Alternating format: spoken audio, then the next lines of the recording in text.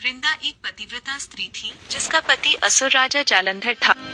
उसकी सतीत्व शक्ति के कारण जालंधर युद्ध में अजेय था। देवताओं की रक्षा के लिए भगवान विष्णु ने जालंधर का रूप धारण किया। जब वृंदा ने उसे देखा, उसने उसके पैर छूकर उसका सतीत्व भंग कर दिया। जैसे ही वृंदा का सतीत्व टूटा, जालंधर की शक्ति कम हो गई और वह युद्ध में मारा गया। जब वृंदा को इस छल का पता चला तो वह अत्यंत क्रोधित हुई। उसने भगवान विष्णु से कहा, आपका हृदय पत्थर के समान कठोर है, इसलिए आप पत्थर बन जाएं। इस श्राप के कारण भगवान विष्णु शालिग्राम के रूप में पत्थर बन गए। माता लक्ष्मी की प्रार्थना पर वृंदा ने आखिरकार अपना श्राप वापस लिया और सती हो गई।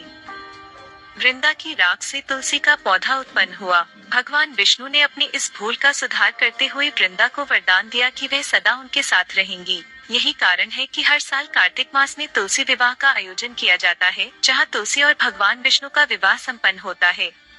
यह पर्व न केवल प्रेम और समर्पण का प्रतीक है, बल्कि वृंदा के बलिदान और भगवान विष्णु के प्रति उनकी भक्ति का भी प्रतीक है। तुलसी विवाह भारतीय संस्कृति की एक महत्वपूर्ण परंपरा है, जिससे भक्ति और संयम का संदेश फैलता है।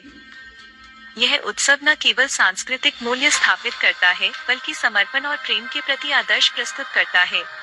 इस तरह भगवान विष्णु का पत्थर बनना और तुलसी का प्रकट होना एक गहरी कहानी है, जो प्रेम, बलिदान और भक्ति का प्रतीक है।